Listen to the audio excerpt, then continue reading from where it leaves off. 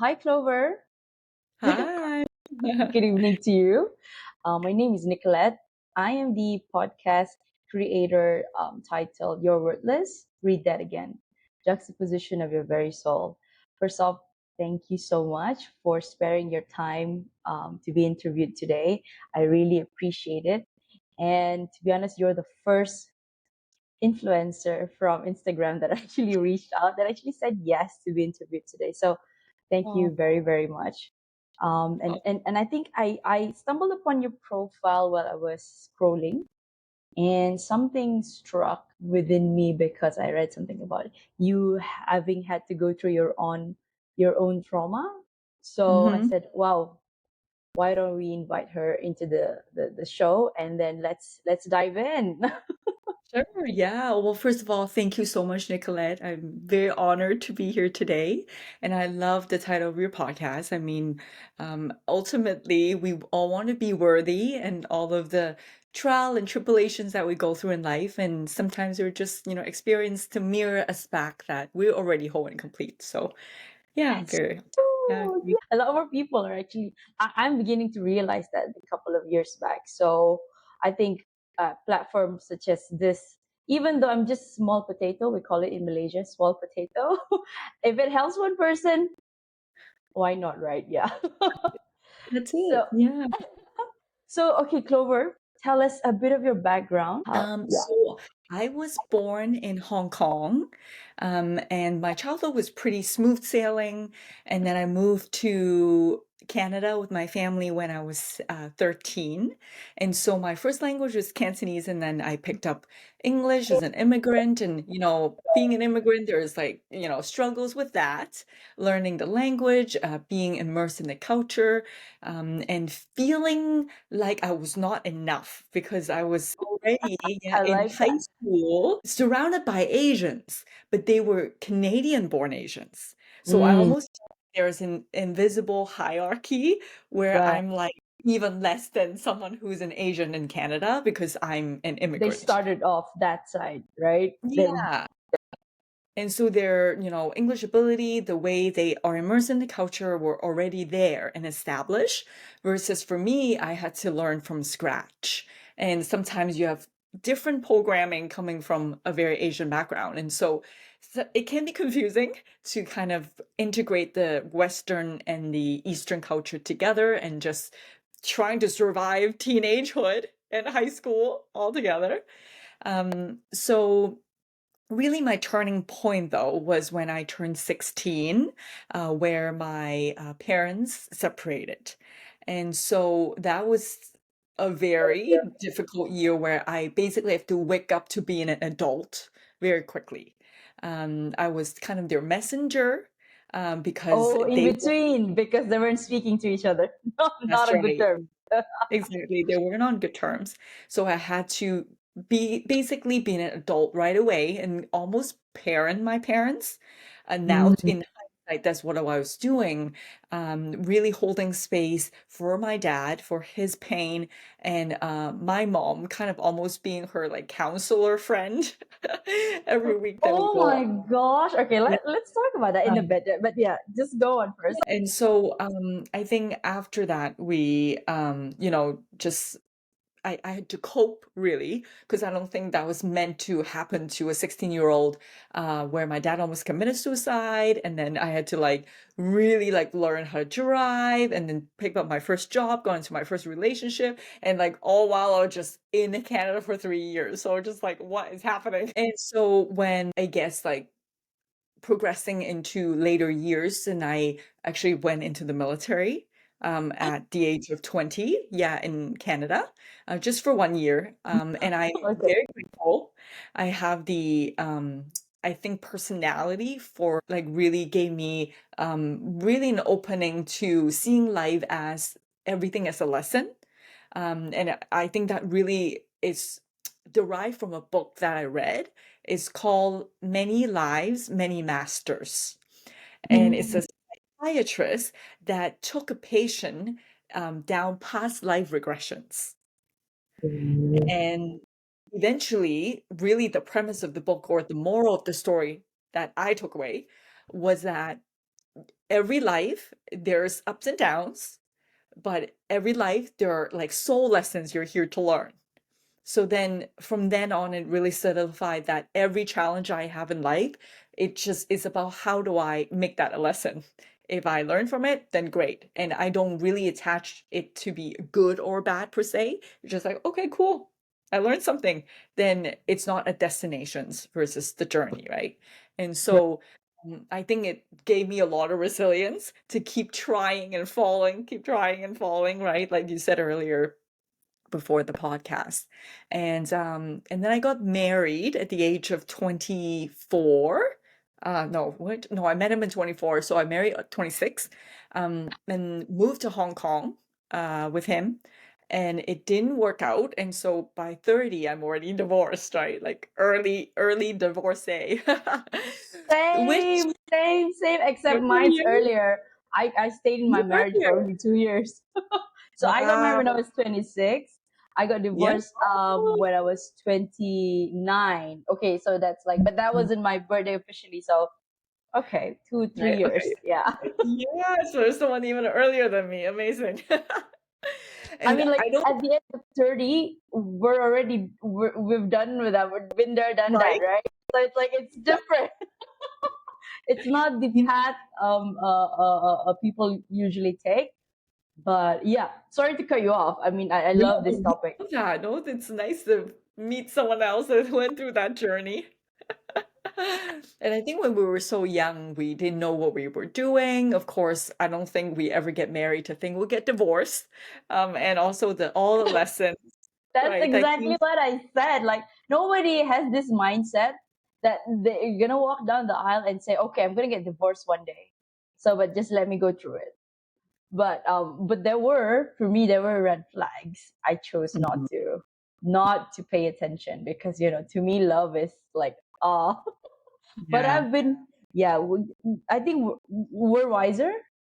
Mhm. What's after 8 years? Yeah, Yeah. the first time I met my ex-husband. So yeah. Mm. Yeah. Yeah. No, it's great to meet someone else because it felt kind of lonely in that journey. I think there were more people talking about divorce now because Yeah. we're older and it's more common, especially after the pandemic. But I Yeah. think before being like you're even like not even 30, people are trying to get married at 30. You're like divorced at 30. Yeah, Or yeah, yeah. right? And so that journey since after was kind of isolating, but also liberating. Because now I no longer give a F about anything else I because love you have it. broke the narrative. Anyway, Yeah, exactly. You've already branched out. So it's like, you know what? I'm gonna craft the life that I want to live on my own terms right now. exactly. And that is what my brand is about. That's why. Okay, so wow, there's so many things to unpack right there. Like we can go from your personal life to the coaching and then back to personal life. So there is no, I don't have a rigid structure. So let's Yeah. just go with the flow then. Let's talk about your coaching program for a bit. Mhm. Like, what is it? Yeah, so I'm currently a holistic money coach. And so since my journey from the divorce, I really realized that money is really the foundation of a lot of things to survive in this world, Hmm. as realistic as it is. Yeah, And nobody's going to come save you from the lessons that I learned from my divorce. And so then I have to take care of myself that's for the true. rest of my life. And the first foundation then would be money. Now, being female, Asian, and being in North America where I am, Mm. nobody ever teach you about personal finance. Very, very rarely. I Mm. think Asia it might be a bit more talked about with Yeah, money, not yeah. so much North America at all. No, It's very taboo. Yeah. like it's I mean, I'm say I'm leaning towards like that side of the country. But it's like capitalism and Mhm. patriarchy with money and not so Yeah. much female with money, right? Exactly. Mm-hmm. And so because of such a taboo topic with money, there's a lot of shame that comes with it. Hmm. Um, and so the jargons that is in the financial industry is also very intimidating, which Yeah. is the exact experience that I felt with my ex-husband. He would come Right. home and say all these words, and I had no idea Was what they mean. was No, he he was white? Asian. Oh, he was Asian. Okay. Mhm. Okay. But he was in the finance industry, but more the corporate side. And Hmm. so, but I think the thing with being in the financial industry is that you want to seem smarter. So you use all these big words and make this super complicated.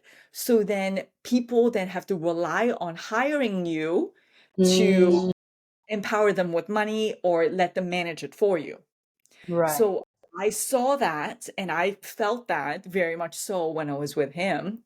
Mm-hmm. That when I broke out of the marriage, I realized, okay, I'm going to learn all these jargons and I'm going to, be painfully in the The information process of learning and it.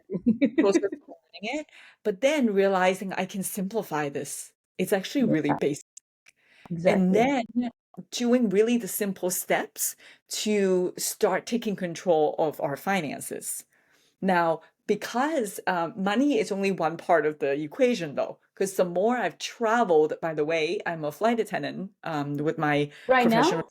Yeah, and so I've been Oh, a flight attendant for 18 years. Yeah, so the more I traveled the world, because I had the resources, the travel benefits, the more I expanded my horizon and also doing a lot of inner work, self-development, healing because yeah. of the divorce that, Yeah. started it all. Um, and meeting a lot of financially independent people, Mm, I realized that in order to look at money, it has to be holistic.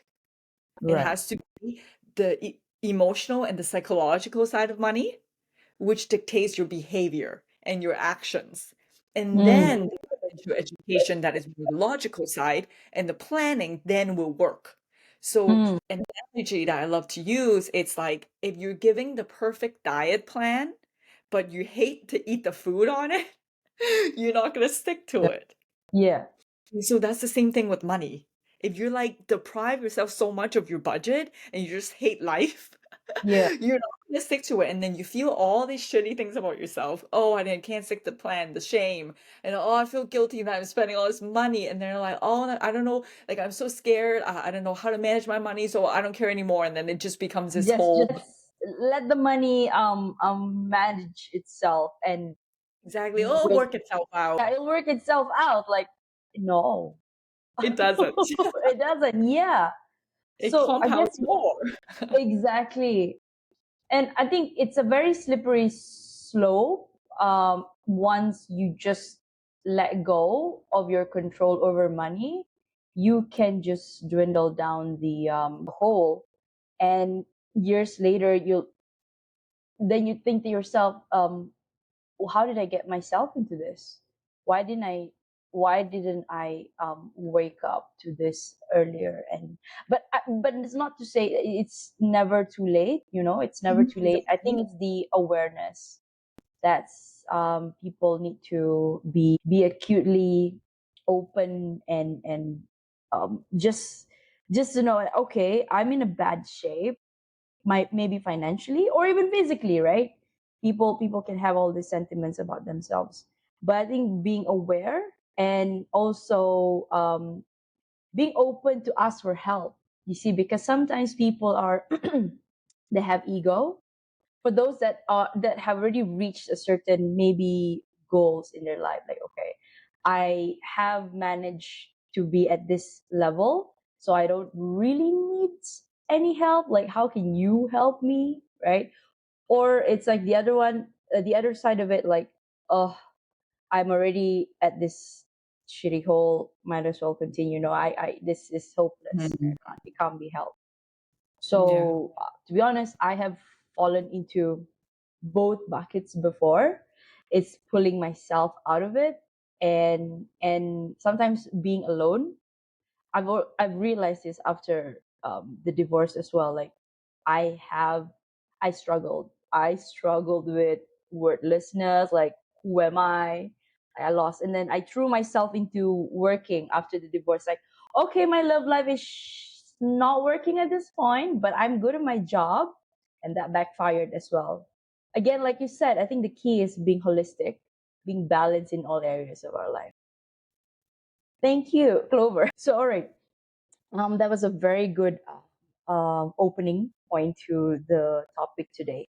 So, in simple terms, how can one regain mastery over their credit card? Because I think that's your expertise. That's where you come in. Yeah, yeah, I'm having a workshop coming up, so thank you for asking. Right. It's actually happening next week on Monday, Pacific time, so it's perfect. But well, first, it's really the same framework of how I coach people with money. I actually first address, like you said, the awareness. Where are you right now in this journey? So people don't want to know, they don't want to look. Yeah. Yeah. And that it's the being honest with yourself Mm, are yeah. because we cannot go to where we want to go if we don't know where we're starting. Yeah. That's And true. so that first step, it's very confronting, it's Yeah. very uncomfortable, but Mm, if you feel worthy enough for yourself to start taking charge of your life, this is where we're going to start. Now, mm, understanding that a lot of emotions are going to come up, that's why I immediately go into money emotions. So it's about forgiving yourself and allowing yourself to feel the emotions in order to heal them. So I have a certificate in embodiment coaching. So I also actually teach people how to feel their emotions in their body and allowing them to release. mm. Studies have shown that it only takes 90 seconds for an emotion to be felt and release. But most of us, especially in Asia, being in North America, such a hustle culture, we always suppress our emotions. And so we won't even allow a millisecond of like, oh, I feel fear, oh, I feel guilt, or you don't even know what you're feeling. Yeah. And then they get stored in the body, they will always be remembered.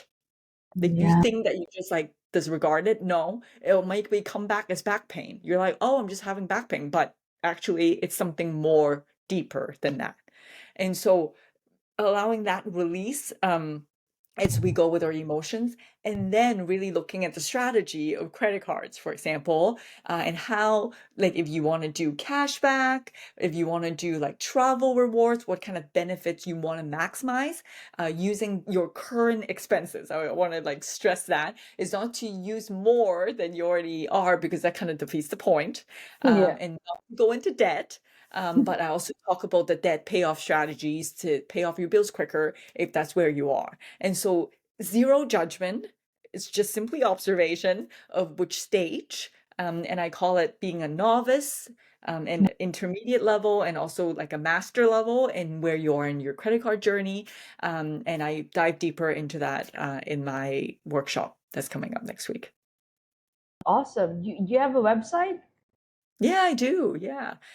We can link it below, or I can say it here. It's authentic. I'll be sure to include that in the caption when this airs. Thank you. So, Clover, can you share with us what are the common misconceptions about credit card that people have on credit cards? Yeah.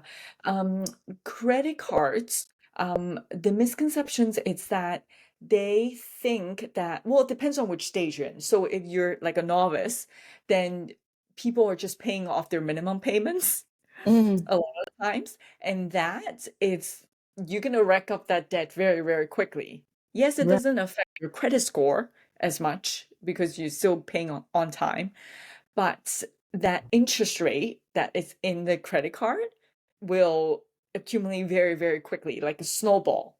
right, So realizing what the interest rate is, first of all, a lot of people would have, or a lot of credit card companies have like promotions and they get you in. But then the fine print is that after a few months, then the interest rate goes up a lot higher. So if yeah, you because don't, it's a variable rate, right? It's not a that's fixed right. rate. Yeah, yeah. Usually DLR. fixed, depends on the specific credit card. And so Mm, if you're careful, then once this jumps, that's where you start accumulating those interests. And mm, so mm, reading the fine print is a very important thing to do in terms of anything money related. But most of us don't because it's boring. yeah, We don't know what to look at. Yeah. mainly. And we just kind of let it go. And so that would be, I would say, one of the biggest one that I'm surprised by, that when I work with a lot of my own clients, they actually don't know what the interest rate is on their credit card. Yeah, I mean, I was one of them too before. But you're more empowered I now. don't know, how many credit cards would you recommend that one person should have, like a starter? Okay, so it again depends on your journey because everything is really personalized. I Mm, wouldn't recommend you starting this whole credit card game until mm, you're very good at paying everything on time and in right. full. Um, Okay. you have a decent credit score. The reason being, it's just I don't want you to just do this because like to get the points and stuff to get into debt because that defeats the whole Yeah, point. I think the focus shouldn't be the cashback or the points that we're after, right? It's more on managing the finance and achieving that financial, I would say freedom. I think peace of mind. The Yeah. peace of mind, yeah. And so if you've mastered that part though, you're like, I pay my bills on time all the time, in full all the time. You're already good at that. Now we can do a little bit more tricks. Then Mm, we say, okay, well, I'm using these money anyways, so I might as well use them smartly. So what kind of cards can I use to accumulate those points or cash back quicker? right. Some people just like they don't think about it. They use whatever credit card that they signed up with years ago, and there's like no benefits on it whatsoever. So that's in a Mm, way a wasted opportunity. But mm, now, if you know exactly how much you're spending around every month, you can then time your purchases with the sign up bonuses. So, for example, a credit card could be like, oh, if you spend, I'm talking North American terms, $1,000 US in the 3 months, which is like 300 something every month, very doable for most people, then you're going to get X number of points, right? mm, And then they waive the first year annual card free. So you don't even have to pay. So that's perfect because now you don't have to pay anything for this card. You're already spending that money anyways, and then all of a sudden you have these extra points. yeah. So this can get very complicated. At the beginning, I don't advise people to do it so complicated, but basically one card or two cards a year, this is what I do to start getting used to the rhythm of like how this works. And Mm, also learning how to time them, right? And monitoring because it takes a little bit of like skill to make sure mm, that you're on top of it. Like, right. oh, like when is the 3 months up? Like you might have to Oh, put in calendar reminders, like, okay, the 3 months is up now. And then maybe you can now use another card to get the same thing. And so you can actually keep going with it to get as many points as possible. Now, a lot of people have the misconception that if you do that, it's going to hurt your credit score because because you're like, oh, you're signing up new credit cards every time? Is that what you're yeah, saying? Ah, yeah. okay. So that's actually not true. It depends on your strategy. Mm, So how credit score is calculated, one of the factor is how much credit do you have available. right. The more credit you have available, actually, the better it is. And if you use something called the credit utilization ratio, if you fall under 30%, say an example, you have $10,000 in credit in total, combining all the different credit cards, and you use only 3,000, which is 30% or under every month. Now you're in a very good ratio and you pay them off every month very on time. Over time, the credit card company is like, wow, you have all that money, but you never use more than 30% and you Let always me pay offer everything you back. more. There you go. Then you're trustworthy. So that your credit score actually it's better because of Mm, that. So don't be afraid to open credit cards if you yeah. already establish good habits. And that's why I Mm, have to really emphasize that point. But it really hurts you if you're the other spectrum where you're spectrum. just using cards to like, oh, max it out. I'm going to use it all. And then you can't pay it and you accumulate more debt. That's when it can get you into trouble. And so it really depends on which stage you're in terms of your credit card journey. And there's again no shame in that. And it's simply observation of where you are. Thank you so much, Clover. I think the work that you're doing is really beneficial, especially for Gen Zs, because they're the ones entering the workforce now, right? And these generations, they will look to their parents, which are the millennials, like us, I suppose, and the Gen Ys, and they will see growing up.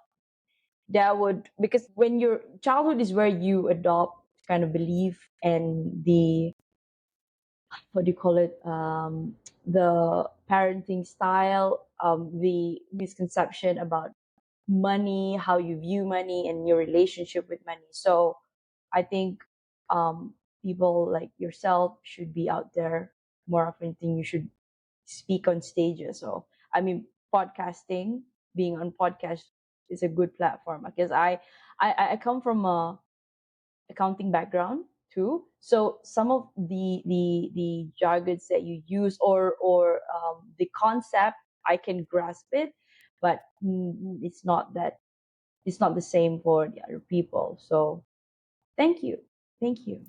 Thank Right. I think this is the I touched about on that just now.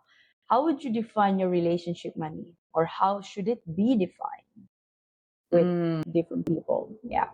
yeah. I see them as kind of the relationship model from actual relationship like partnership. Okay. So if you've heard of the book called Attach, it's called the attachment styles for relationship. Oh, okay. The different attachment styles. Right. Okay. Mhm. And so I kind of just like model that after also with money. Mhm. And so it's like, are you anxious with money? Because some people have a lot of money or lack thereof. They are constantly micromanaging it. Or they're like Mm. every What goes dollar. out? Yeah, like every cent. Yeah. It becomes like a neuroses that it's almost like a coping mechanism, and then it Mm. becomes like it's consuming their life. So that's I think one. a degree of control, like humans Of need course. that control. Yes. Yeah. It's a Yeah. balance for Yeah. sure. But Yeah. when it's unhealthily anxious, Mm. where it's throwing you off in life, then that's one spectrum, right? Because Yeah. everything is a spectrum. And That's true. then we have the other side, which is avoidant. Now we're like, I'm not looking at the Like bills. closing the eyes, like I don't want to care. And bills are piling up on your desk and you're not opening them, the typical, scene that we see with people with money problems. Because it's like, oh, if ostrich Yeah. philosophy, right? Oh, if I don't see it, it's not gonna like It's nothing's like gonna it's not there. I'm just gonna pretend it's not there. Oh gosh. And so that's another thing. Now, those two are based on insecure attachments, Mm. meaning that they don't know what to do with it because it's overwhelming. So then they Mm. use some kind of coping mechanism to control as a method to like have financial peace, but Mm. it's not healthy.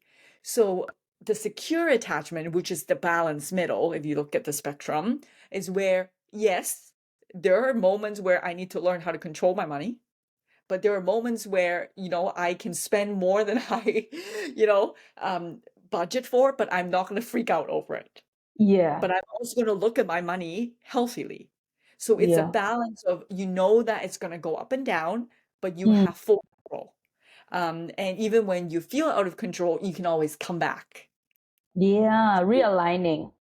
realigning all the time, and just understanding that that life is always up and down, and same with money that can fluctuate or whatever, and you don't have this like insecure control over it.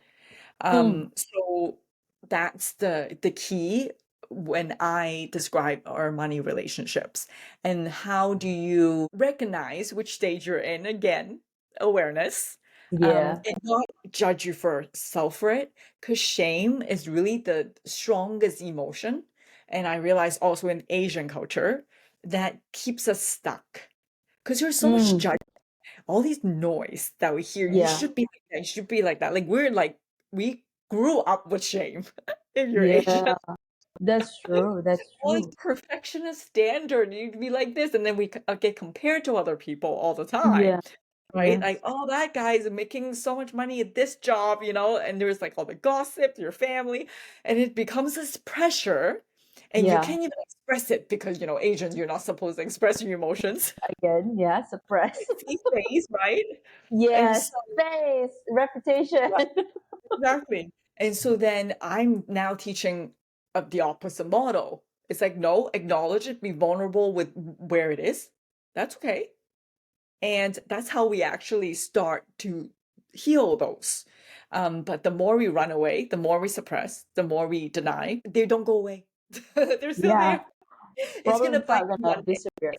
Yeah, yeah, it's gonna come and bite us in the ass one day. You said something it was very glaring earlier, that the face, like, especially in Asian culture, it's a lot of, and I talk a lot about this in my podcast. Like, we tend to compare, and it's not just about the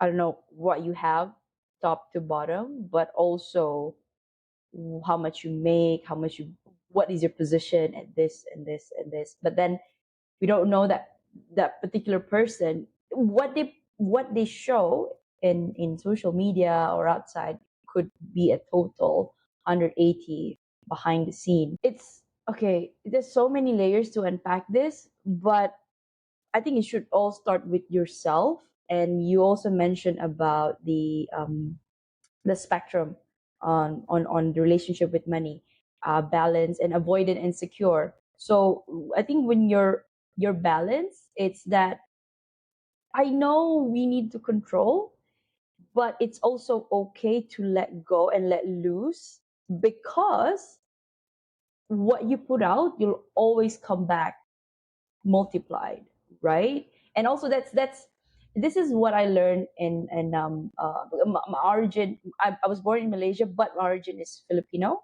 and I have a lot of Mm, Chinese friends. So this is their mantra in around, growing up. Like, when you spend something, it's gonna come back tenfold. So it's a good mindset, but not to overuse it or abuse it, because again, then we'll spiral down to the other end of the spectrum, like not.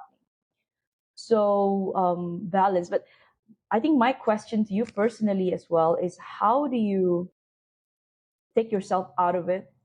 Like, what was your journey like, and your tips on how to, if your scale is on the side, lopsided, how do you make it like this? mhm. Yeah.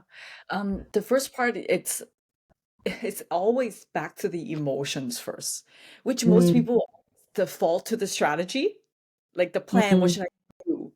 But the problem of you not doing is not that there's something wrong with you. There are Oh, just yeah, yeah, yeah. Because, emotions oh, behind. yes, yes. Like, So that is so true. Yeah, yeah. And I think that is what shame means. yeah, Shame yeah. means that I'm not good enough. I'm not Mm, worthy. I mm, don't deserve this. All of that stuff, right? Why am I yeah. so bad that I can't do this? Oh my God. Yeah. Again, comparison. Like, it's not external people comparing, you yourself You comparing yourself. subjecting that. Yeah. Yeah. And, ooh, oh yeah. Yeah.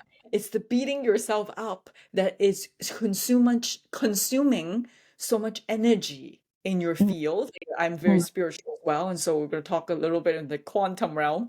I And love so, it. yeah. And so the resistance, because money is energy, right? And so if you have the stuckness in you of like, oh, I'm not good enough, and you're just like constantly beating yourself up, and so even if you take the action, it's not coming from higher frequency and vibration of love and intention Because and you help. don't believe it, right? Yeah, Even and you're even forcing if yourself. they sign up for your course, but they don't fix their, I think, the belief in themselves, and it's like, I can do this, and it's like, I'm never gonna, or their narrative could be, let me sign up, but the back of their head, it's like, I'm never gonna make it through. It's only it's right, it's correct. You're only gonna be attracting that, oh, scarcity, right? Yeah, Scarcity. exactly. Scarcity versus abundance mindset, right? And the tricky part of the ego is that Mm. even judging that is shame too. So it's like almost like what we said, oh, I'm judging myself for judging. Yeah. Again, yes. It's like double-edged sword, like layered. Like I'm judging myself for judging. Yeah, Yeah. that So how totally. do you untangle that? It's literally like, here is what it is. Okay, I am not good at money. Okay. Is it your identity? And a lot of people, when you wrap yourself around like I am, instead of Mm. like my behavior is not good at money, but that's not who I am. And when you Mm. do, then you're like, okay, I can objectively now work on the problem instead of like, oh, because I'm so wrapped up in the shame cycle of like, I am not good enough, then it would just keep perpetuating. And so, back to your first question of, okay, how do we start then tipping the scale from anxious or avoidant to secure, is to really stop judging yourself and forgiving yourself in the process first. And as soon as that unlocks, which by the way takes a little bit of time, or very quickly, is really a one moment of decision if you Yeah. want to forgive yourself. But Yeah. it could take a little bit because your body's not familiar. In fact, Yeah. it's very scary because Yeah. we want to hang on to something that Mm. feels certainty, which Familiar. is Yeah. happiness, which if you're feeling worthless or Mm. you're so good at beating yourself up and wanting to be really bad at money, then it actually is more comfortable to stay there. Yeah. If Yeah. you start allowing yourself the freedom to want to open yourself up to be more abundant, your body will actually be like, this is the unknown, I'm scared. I'm scared. Yeah. Yeah. What is And so this feeling? that's a second emotion that comes, right? So it's Yeah. always emotions. And so once that's, you have a tool, which I teach in my program, how you can start processing them in your body. That's when, okay, now we're going to do the work, the strategy. Okay, how do we now get you from, maybe very micromanaging with your money or not looking at your bills, whatever spectrum you're on, to, okay, these are the steps we can take one step at a time, slowly, to get you better. That's another part. It's like we want to go from 0 to 100 like that. We're like, us doing like a 1% change. You're like, nah, not good enough. Again, the not good enough. Yeah. Yeah. Was so sneaky to keep telling you you're not good enough. Like we're all talking about worthiness now, right? Now, right? And so it's just like how many ways can we recognize that the "you're not enough" narrative is keeping us stuck, and that's the victim, Mm. right? And so just Perfect. seeing it for what it is, and like, I see you, ego. Thank you for protecting Thank me. you. Yes. And Yes. give it gratitude, which is a higher frequency, Oh, right? Instead of shaming, because that now you judging the ego too. So there's an that's other like thing. true. So it's Yeah. like everything that is, including the negative emotions, including your self-judgment. You're like, you know what? I judge myself because of what? Because Yeah. my because I want to do well, because I'm a good human being, because I Mm. care about the value I give to the world. I And know I just have potential. Yes. Yes. your body will feel different. Yeah. Like that narrative all of a sudden is like, wait, oh, I no longer feel like this like heavy energy in me. And when you judge yourself, what happens in your thought? You're like, thank you, judgment, because I know you just want me to do better. Mm. Like just that, like Wow. Wow. right now, That was very talk about, powerful. right? And then that judgment actually just needs to be acknowledged. In fact, if you see it as like a character, they call it in the what is it in therapy called the internal family systems. Every voice in your head, it's like a family member that has served you first. Oh, I never thought of it that way. Yeah, and the very judgy auntie. It's like, nah, nah, nah, comparing, should do better. Oh, you gain weight, Yeah. Yes, yes, yes. It's okay, Auntie. um, We get it. If people judging you is because they judge themselves more. Themselves too. It's And often a reflection of yeah, themselves, you see? it's always It's not us. projection. Yeah. And so that's when you're like, if you actually say, thank you, Auntie, I see you come from love, she would Mm. literally be speechless She because would be what you like, say, Lord, like, oh, I didn't expect that kind of reaction from you. And that's when you how turn it you all switch. around. Yeah. Yeah. Yeah. That's when you And take it it off. almost now, then she would check herself. She goes, ooh, wait, why did I do that? Like Mm. you don't even, because the thing is, the moment you judge her judgment, then there's like this Again. battle going, right? Yeah. Yeah. The moment you say, like, that's why love is always the answer, ultimately, even to the Every negative. yes. Yes. Even to the divorce. Yes, exactly. I always say it's the best thing that happened to me. I'm so, so grateful for that. Precisely. Right. Same. Yeah. Wow. Again, you said it. I think you frame it beautifully in a way that it all comes to full circle, and it just conf- I wouldn't say confirm, because it's like I didn't know, but I've always known this is just connecting with people with the same through the same frequency, right? And it's really, you attract what you are, not what you want. And Yes, exactly. thank you, Clover. Well, thank you. Could you share us a sneak peek of your streams of income at the moment? Maybe only high Ye- level. Yeah. Yeah, your streams of income. So right now I have my flight attendant income, and then my coaching income, my workshops income, my dividends that is coming from my investment portfolio, and Right. also growth that comes with it. Yeah, so that's the few that I have so far. But then I would be diversifying more in the future, and create more courses. That would be a bit more passive. But for now, those are mine that I'm developing in the works. Mind blowing. So, how do you divide your time? How do you juggle? I'm very grateful that as a flight attendant, because I have a bit of seniority, and is a North American airline, I actually have a lot of time off. I only Really? work about 12 days a month, and that's full time. Oh, really? 12 Yeah. days a month. Okay. Yeah, and so all of the other times I can just like have the freedom to build my business, connect with people, and travel, which is a big value of mine. And I believe that the value that I can give people has to be proportional to the value that I've earned for myself, right?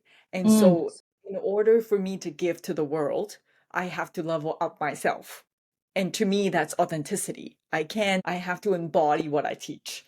And so yeah. to me, I'm constantly growing, learning. There's everyone is a teacher. And so traveling to me, meeting you, for example, here, it's been really a gift to me that I have this access, and learn from just all of us. Yeah, that we all have wisdom to share within each of Yes. us. Yes. Yeah. It's mm, it's like everything you said. It's like in we're definitely speaking the same language. Like, again, you're one of the, I would say, soul sisters that I've actually met through my podcasting. So there's another one, I think two.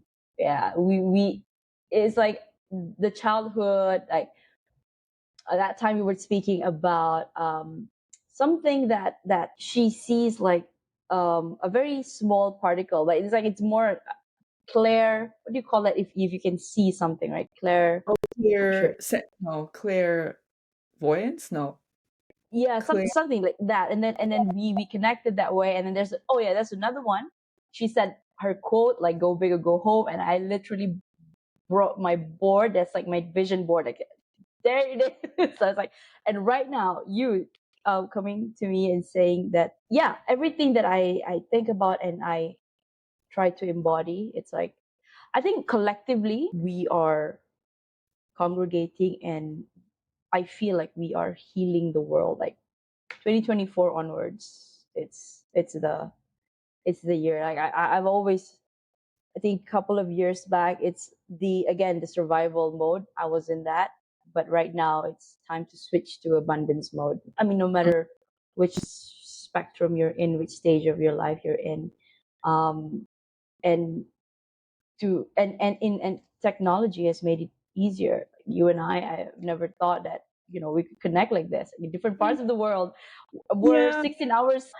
Yeah, you're 16 hours behind, but still, here we are talking, and that's very beautiful. And as a millennial, I've always thought that okay, growing up, we've seen so many of the things that happen, and I thought that okay, we're not really in the best time of our lives right now. But every generation has its pros and cons, right? The Gen Z is also, it's tough for them. Mental Very. health is their problem, like us. I think for us it was getting ahead in life, I guess, and then our parents would be parents were boomers, so they're like okay, just surviving and just making sure that the kids are off to school, they have stability. So yeah, Yeah, every generation has a theme. yes, yes. Every generation has a theme. That's right. And it's just, I mean, again, now we're going into spirituality. The earth has been around for billions of years, right? It's just a cycle. And I mean, average lifespan 80 years old right now, maybe 100 plus, depending on the advancement in the food that we eat. Anyway, it's not really going, but I'm sure we're going to turn that around as well. Again, the juxtaposition, the counterintuitive part of it, paradox. But again, 80, 90, 100, it's not long. So Mm-hmm. I guess you just have to find yourself, be authentic. I think that's the most important thing because there's only you. And yeah, just make your mark regardless of how quirky you are. Like I had that notion before, like before I started my podcast. Podcasting is not big in Malaysia, but I think it's gonna be in a while. So I'm getting on that bandwagon. Love that. Yeah, Um, early adopter. thank you. And this is on Spotify, but I haven't been able to monetize it yet. I'm only monetizing it through Podmatch because it's a platform, and lucky enough, I think it's the universe also aligning the stars. They come to new podcasters and they match guests. So all in all, I get to have new guests that want to talk the same topics that I put out on my profile. Mm. So I get to connect. It's like I'm learning because everybody has their story every time I speak to new people, and also forging connection. Like who Mm-hmm. knows? Maybe you'll visit Malaysia. I'll visit I love Canada. to. Well, Yeah. yeah, yeah. This is a friendship already. Yeah. Appreciate you. Okay, so Clover, I'm gonna pivot to a self-worth question. Let's hear it from you. But I think we did talk about this in a bit. Self discovery often involves confronting our fears and vulnerabilities. So, how can individuals embrace these aspects of themselves to facilitate personal growth? That's a really good question. I think you first have to be honest with yourself, with where you are. That's a really hard step. It takes a lot of courage. Mm, There's so much noise with mm, what everyone is saying, what their narratives of what life should look like, mm. just being married with kids with a house, right? The simple narrative. And If a you're Asian, car. a doctor, Mm. a lawyer, accountant, whatever, on top of that, right? Yeah, yeah. But every authentic soul is unique, so your gifts are different. So what are they?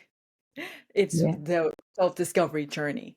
But in order to do that, you have to get quiet. Reach. Solitude. So, right? Solitude, but also meditation, Mm. hearing your Yeah, thoughts, yeah. because I done a 10-day silent retreat where we sit for 10 hours a day, meditating for 10 days, not talking to anyone, no reading, no writing, no nothing. Mm. And it's not silent at all because the thoughts in my head were so loud. The more quiet the surrounding is, the more you can hear yourself.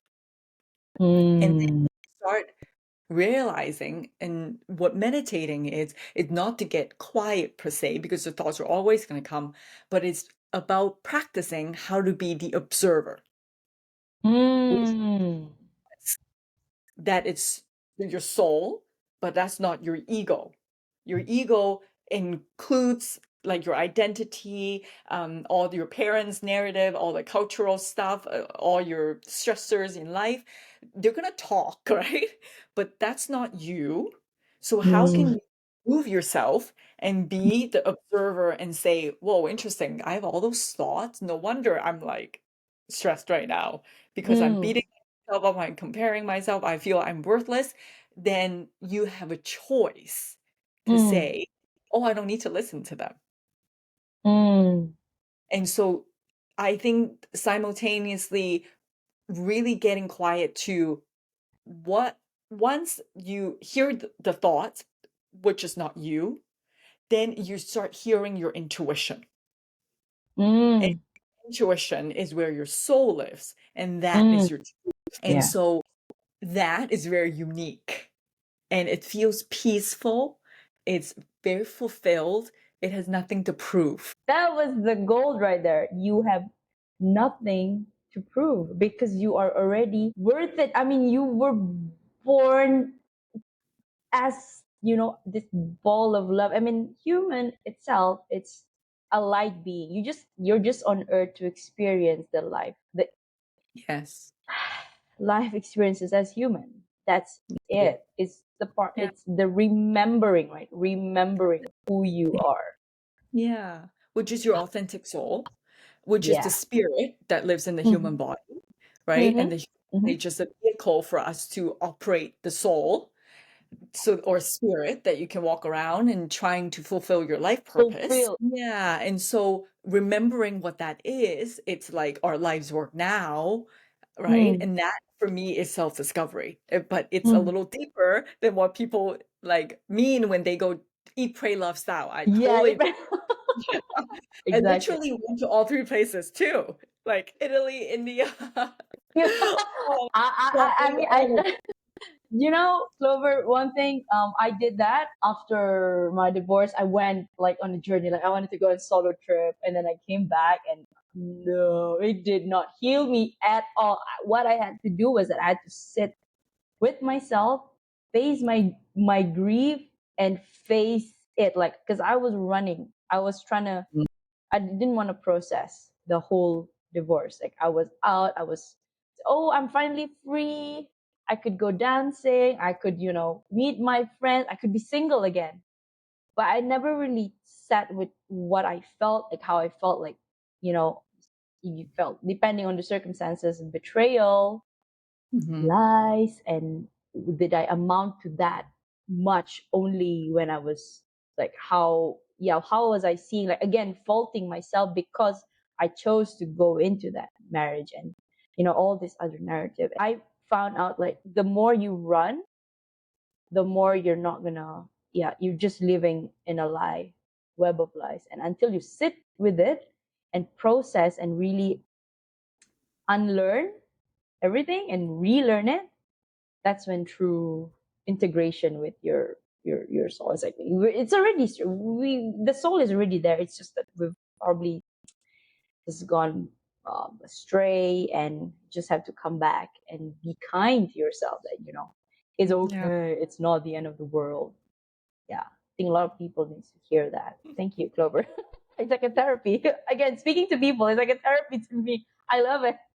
It's so I have a true. 9 to 5 too, so it's Do like, you? I Mm. do, like, again, of course, still the Asian mentality, because I haven't built enough, like, to have it like full Yeah, time. right. But I'm trying to, again, this is what I love doing. Maybe I'm giving myself 2 3 years, perhaps Yeah. I could go full Mhm. time. Yeah, good for you. I'm excited for your journey. Yeah. Thank you.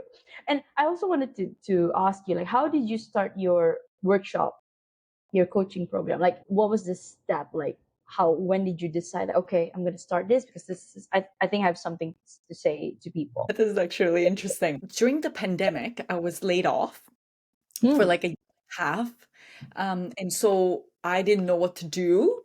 And so I actually started a podcast.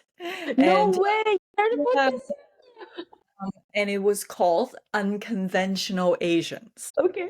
Because I always identify with it. I never felt like I was very conventional and just really trying to promote authenticity within Asians, talk about taboo topics that we don't like to talk about. And so I had a lot of life coaches and very spiritual people come to that space because I attract those people, right? By the name Yeah. of unconventional Asians. And so there was a spiritual business coach that I gravitated towards, and I Mm. worked with her, and she's also a psychic. So Mm. downloads, like she hears things from the universe. And so when I worked with her, she said two things. She said, "You're supposed to do money with consciousness," very specifically, these two words. So at the time, I actually didn't really understand what that meant. Yeah. I get Yeah. the money part because I've Mm. always like learning about that. But consciousness, I'm like, what do you mean? Mm. That's when I need to experiment because it's such an abstract thing. I didn't Yeah. know how to like make it practical, how to integrate it. And so it took me 2 years actually to like go into a different space to try it on my own and then do pivot to work for a financial group where it's completely very logical and then understanding what the gaps are in that industry and then now Mm. back to okay, how do I integrate everything? So now my approach then it's more holistic, is where the first part is the conscious part, right? Being aware of your values. What do you, who are you? What's your authentic soul wants and your lifestyle? What does abundance mean to you? And then going through the money relationships, what are the emotional blockages? What are the stories that we've been telling ourselves that are preventing us from abundance? And then going into the strategies of like financial education and the planning that is specifically tailored to the individual, right? And so that's how I created the program, but it was a few years up to that led up to this point. And so Yeah. it's smart of you to keep your day job and then develop it on the side as you grow your net worth. And I'm still doing that even to this day. But I'm grateful because I have so much flexibility with my day job that I can simultaneously kind of develop both. Thank you. You're welcome. So, what is your heart's greatest wish? Mm. My heart's greatest wish is for people to start waking up to themselves. Oh, I'm feeling it because I'm feeling emotional. And Mm. there's like a very true resonance of something, Mm. then my body starts to want to cry. So that to me will be so beautiful because every soul is here for a purpose, for their own unique gifts, but we all forgot, right? And it's Mhm. about how we can help each other remember. And the Mm. world will really become a way more beautiful place when we do that out of love and not out of trying to prove anything, not trying for our egos to fight. And right now, the world is so divided that I think love needs to win. Yeah. Love is the way. Do you have a mantra that you live by? For me, it's really about seeing life, everything that happens to me as a lesson, because then nothing can phase you ever. That's Because true. like the shittiest thing that can happen to you is like, oh, okay, I learned something from it. Well, you know what? I gained something. So it's always positive in that sense, right? It's Mm. like in the hardships and in the struggles where you actually learn the most anyways. That's true. And so for me, the learning means that I'm evolving my soul. Mm. To me, in lifetimes, we're trying to get more higher and higher consciousness, like more and more aware to source, right? To universal Yeah. force. And but for Yeah. us to do that, we have to grow. And so Yeah. then lessons, all the trial and tribulations of life allow us to be that and getting closer to that light. And so that's why I can't say enjoy, but I appreciate the lessons, the hardships as much as the joy that happens. And then life is great that now you're then enjoying the journey instead of chasing the destination, right? Destination. Yeah. That's true. Do you have anything that keeps you up at night? Do you sleep well? I sleep well, but there are moments where even as I say that, it's never perfect. I do still have the narratives of like, oh, I'm not good enough. I'm building a business. There are Mm. people coming to the program, or am I not providing enough value? And I think every stage of life that you level up, there's like a different sets of problems. Yeah, that's true. And so then you just keep having to be like, okay, I've expanded a little bit. Now, keep remembering again that this is the journey, right? And so right now I'm still, in that process, but I don't think it will ever end. And I'm just accepting that's the way it is for me at this moment. I love it. So, last question. If you could create a quote right now for you to leave the audience listening and the world as your legacy, what would it be? I love that. I actually wrote that quote years ago. So that's an easy one. I have to remember it though, because it's a little long. Yeah, well, until I get to find it. It's about having a superpower. Having Uh, support. Okay. let me find. Because I wrote my story. I don't know if you know this Facebook group called the Asian Hustle Network. I might have stumbled upon it. Yeah, and my story went viral, and then Ooh. from there was the first piece of viral content I ever had, I guess. And then it was the quote that I wrote there. And it's interesting because I felt like it was like source. Like I wasn't me Mm, writing the story. It was like a stream of like, like being yeah, downloaded. that used me as the vehicle to write. Vessel, something like that. Yeah, Yeah. it's kind of crazy. But I don't know where it went. Sorry. That quote must be really important. Like, It is very important. That's why I'm like, ooh, we're gonna find this. yeah, you want to make sure you get it out right. Yeah, I that's why know I'm it. like, I don't want to like half-ass it. That's why I'm like, ooh, I gotta have to find this. Okay. All right, here it is.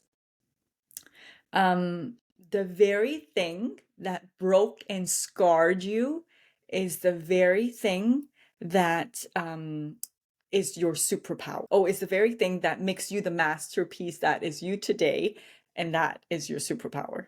So let me repeat that. The very thing that broke and scarred you is the very thing that makes you the masterpiece that is you today, and that is your superpower. I love it.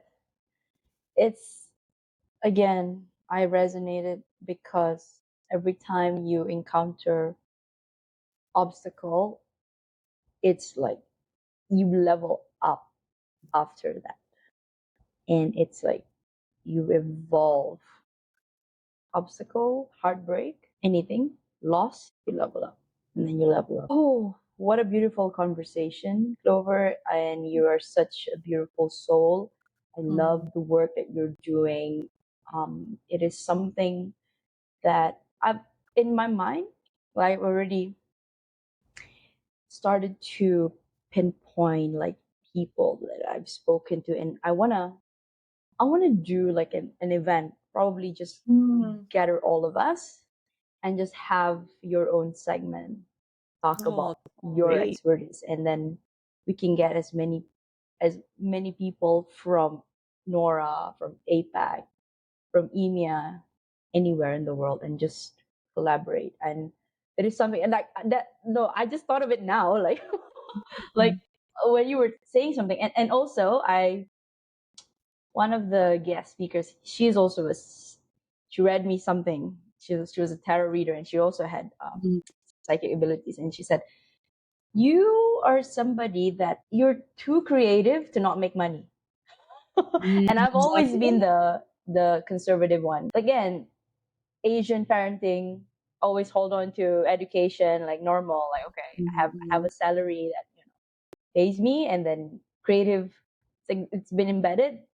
Yeah, Creative is not gonna get you far, but I'm exactly. getting to, yeah, embrace that. And she said that you should congregate people. She said along the lines, you're not the type of person who will, how do I say, you have a different twist. You stand behind people so that they can stand up for their own, Oh, I show love their that. own authenticity. And I think you just Mm. gave a good idea. I think I'm Yeah. yeah, I'll work on that. Yeah, that would be really cool. I mean, I would fly to Malaysia for that. Thank you. Yeah, yeah. I mean, perfect. And also a reason for me to go to Canada, right? Like, There you go. or maybe if most of the speakers in the US, Or yeah, who knows? Yeah, maybe we can all meet in the US. So yeah, yeah. No, that would be so cool. beautiful. That because my dream is to also open up an Asia sector. So it will be North America, but also Asia, because I realize my audience mainly still North America, but there's a subset of Asians, mostly Southeast Asians, surprisingly. Yeah. So like Singapore, Philippines, Malaysia are the few that I have like come across that I really feel deep resonance and connection to. Not so much Mm, because I think that's very like materialistic and the consciousness is not there yet. Perhaps I haven't right. attracted. But yeah, so it would be very cool if we can like do an event in Singapore, Malaysia. That would be like, oh my Yeah, gosh, yeah, exactly. Yeah, well, yeah, you know what? Let me put more thought into that and yeah, then we'll connect. yeah. Let me know. Well, Let me know. What yeah, I will. just I will. yeah. So, when this airs, I will do some clips and then tag you so you can share in your social Thank media you. and I can also Yeah. get this as far wide as we can. Yeah. Do you need like a picture of me or anything like that? Yes, that would be great. Picture of Okay. you and then that's it. I don't want to complicate things. Pretty I will easy. Yeah. post picture of you and then the clips and then Really. That's YouTube, Spotify, and it's great. Thank you. Yeah, I've done this before, so I know how it works. yeah, exactly. Gives me You've reassurance. done this. So like, it's a one man show, so it's kind of yeah, but we do it right. We do it. Yeah, good for you Well, though. thank you, thank you. Still trying to searching, but I'm finding the fulfillment. No, that's the most important. And I think your heart, your soul knows, like once you're on the right path, it's time to build, but that's okay. Yeah, you're on That's the right true. path. Yeah. Right. Thank you, Clover, for your time. You have a Good. great evening Thank you. and for the rest of your night. Let's Yeah, stay in touch. absolutely. All right. Take care. Have a Bye good day. bye. Bye.